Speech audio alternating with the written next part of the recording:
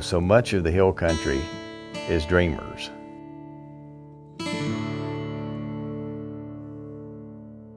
Most people want to be in the wine business. And as soon as they get a little dose of the vineyard, they don't want anything to do with it. If they could just buy the fruit somewhere and be in the wine business, that's what they want to do.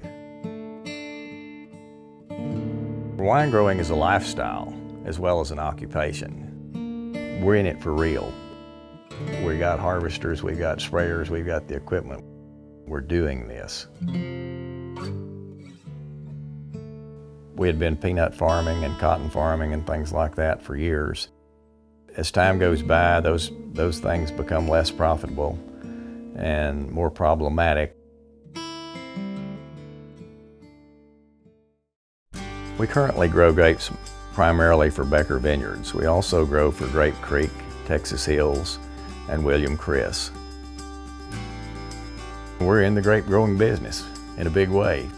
We have the highest producing vineyard in the Texas Hill Country region now. And the grapes took off growing that first year, and it looked like they liked the soil. The next year we planted 18 acres.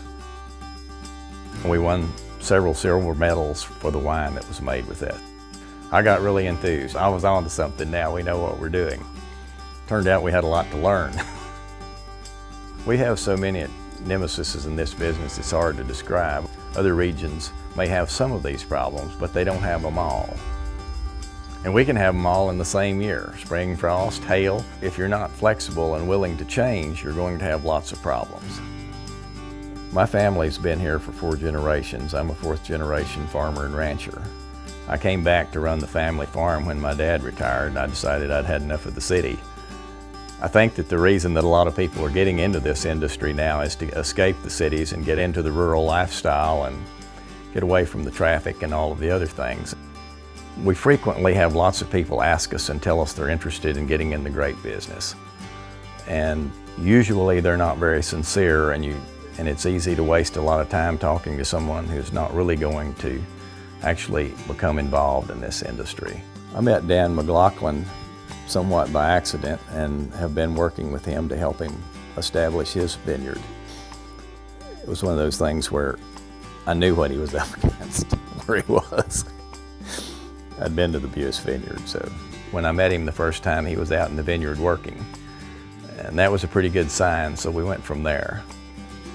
Grape growing is a very serious proposition.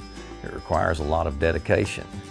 It's not nearly so romantic as it is just hard work. My favorite time's the harvest, because that means we're almost finished. We're a believer in the machine harvest. It's a pretty interesting machine in how it works. It sorts out and blows all the leaves off, sucks all the leaves out of the fruit, cleans it up.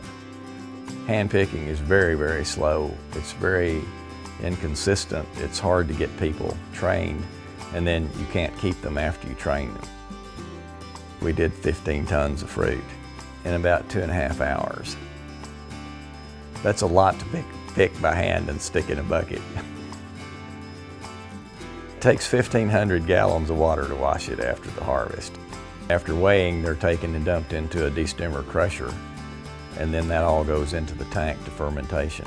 If they're a red grape, they'll be in that steel tank probably 2.5, maybe 3 weeks. And when the fermentations are all finished, then they go to barrels. And we've continued to grow and expand, and the medals have kept coming, and the wineries like our fruit, so we're going to be in it for the duration, I guess.